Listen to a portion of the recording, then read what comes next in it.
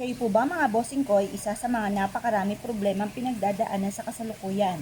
Ako po ay may tuturo sa inyo na isa sa mga pamamaraan upang sa ganon, mabago-bago ang takbo ng ating pamumuhay. Ang dahon ng laurel ay maraming benepisyong dulot.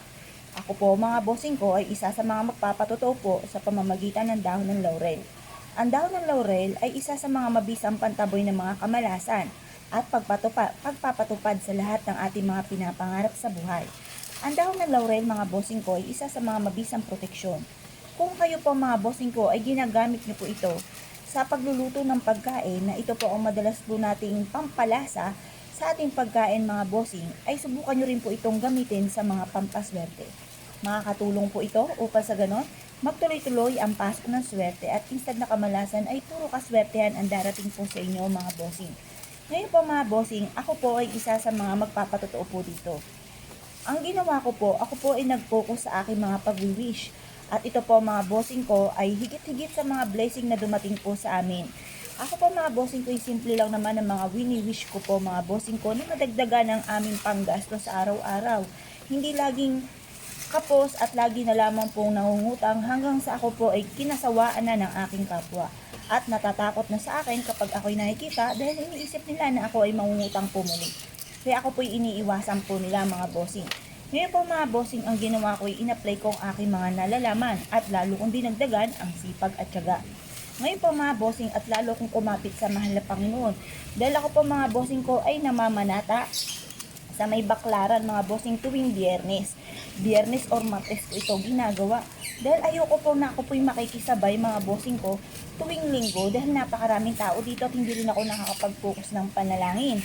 At syempre sa panahon ngayon ay napakainit mga bossing kapag ikay makikisabay sa ganyang mga araw mga bossing. Ngayon pa mga bossing, ako po yung nire-recommenda sa inyo na maaaring subukan nyo pong gawin upang sa ganun mabago-bago ang takbo na ating pamumuhay. Sabayan ang sipag at tiyaga, double time sa pagkayod at subukan nyo po ito mga bossing. Kayo po mga bossing ko ay mag-wish ng mula sa inyo pong puso. Parang kagaya rin po ito mga bossing ko kapag po kayo ay nagdadasal sa pangalap Panginoon.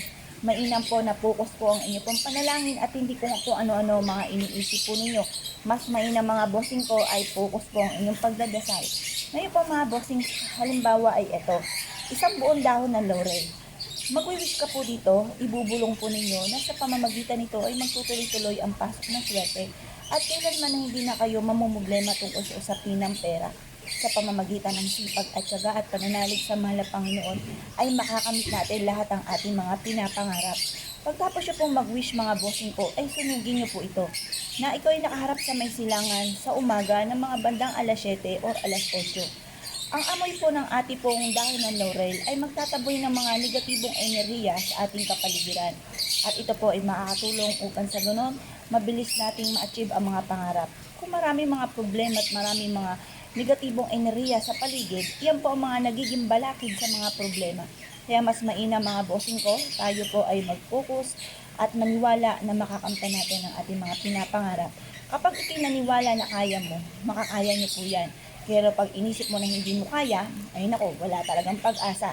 Kaya kailangan laging isipin, kaya. Yan po mga bossing ko ay isa sa mga makakatulong upang sa ganon ay magtuloy-tuloy ang pasok ng swerte. Instead na kamalasan ay puro kaswertehan ang darating po sa inyo po mga bossing. Subukan niyo po ito at ito po ay isa sa mga paborito o na pampaswerte mga bossing. Proven na napakaswerte at ang dami ng mga patotoo po nito sa akin. Ang usok po nito mga bossing ko ay isa sa mga pinaniniwalaan na napaka-powerful na nagtataboy ng mga kamalasan. Ito po mga bossing ko ay makakatulong upang sa ganon, instead na kamalasan ay puro swerte ang darating po sa buhay po natin. Basta positive ka lamang. Ako po mga bossing, syempre tao lang po tayo. Nakakaisip tayo ng mga negatibo. Ang ginagawa ko pong sikreto, hindi ko po ito pinapansin or pinagdadasal po ko po agad ng taimtim. Nananalangin ako na huwag magkatotoo kung ano man ang aking naiisip o ang aking panaginip mga bossing, lalo na kung tayo nakakapanaginip ng mga negatibo. Ngayon po mga bossing, kung kayo po'y naniniwala at naisip itong gawin, gawin niyo po ito kahit anong araw na kayo po ay hindi abala at makakapag-focus ka ng panalangin. Pero kung kayo nagmamadali, marami kayong ginagawa at hindi kayo makakapag-focus ng panalangin, ay marirekomenda ko sa inyo na huwag muna kayong gagawa. Dapat kayo po ay makakapag-focus ng panalangin kapag po kayo ay gumagawa mga bossing. At hindi po kayo ay nagmamadali at wala sa puso't isipan ang mga ginagawa o mga sinasabi mga bossing. Kung kayo pinaniwala at nais po itong gawin, huwag na po ay magpatumpik-tumpik pa mga bossing. Subukan niyo po ito, proven po ito na napakaswerte. Yun lang po mga bossing, good luck po sa inyo po lahat.